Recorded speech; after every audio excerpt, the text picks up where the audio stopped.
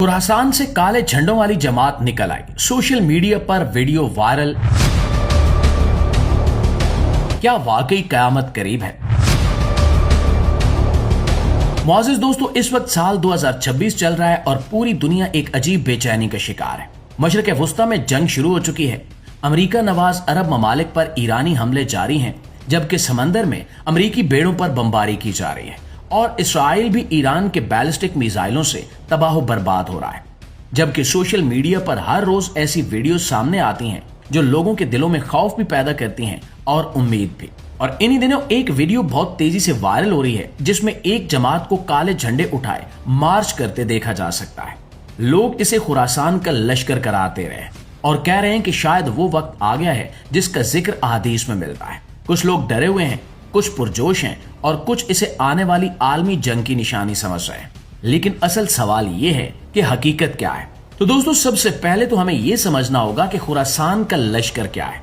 बाज रिवायात में मशरिक की तरफ से काले झंडे उठने का जिक्र मिलता है।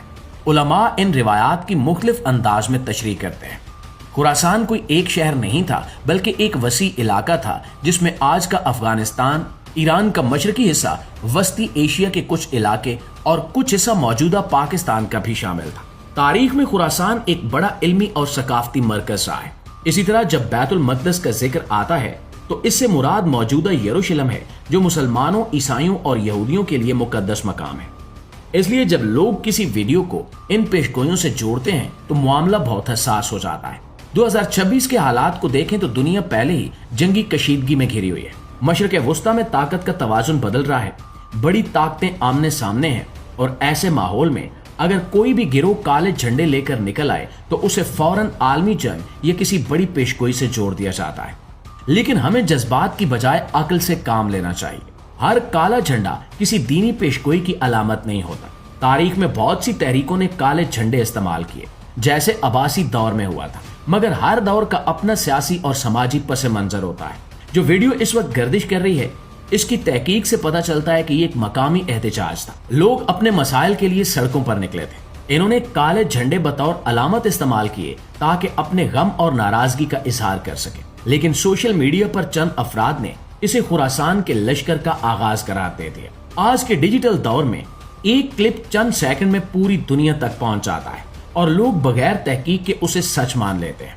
खास तौर पर जब आलमी हालात खराब हों तो अफवाहें और भी तेजी से फैलती हैं। ये भी याद रखना चाहिए कि बाज रिवायात की सेहत के बारे में उलमा के दरमियान इख्तिलाफ पाया जाता है। हर रिवायत को हरफे आखिर समझ लेना दुरुस्त नहीं होता। कई शिद्दत पसंद गिरोह माजी में अपने आप को इसी नाम से जोड़कर सामने आए, मगर इनके आमाल इस्लामी तालीमात के खिलाफ थे। उन्होंने फसाद फैलाया और लोगों को गुमराह किया। इसलिए किसी भी गिरोह को सिर्फ झंडे की बुनियाद पर हक का नुमाइंदा करार देना दानिशमंदी नहीं है। दोस्तों, आखिर में मैं आप सबसे यही कहूंगा कि जज्बात में आकर किसी भी खबर को आगे मत बढ़ाएं, खास तौर पर उस दौर में जब दुनिया पहले ही जंग के दहाने पर खड़ी महसूस होती है। सच और अफवाह में फर्क करना हमारी जिम्मेदारी है। अगर हम बाशऊर बन जाएं तो ना सिर्फ खुद महफूज रहेंगे बल्कि दूसरों को भी गुमराही से बचा सकेंगे। अल्लाह हमें हक को समझने और उस पर चलने की तौफीक अता फरमाए। आमीन सुमा आमीन। जी तो मुआज़िज़ दोस्तों, ये थी हमारी आज की वीडियो के हवाले से आपकी राय क्या कहती है, कमेंट में हमें जरूर बताइएगा।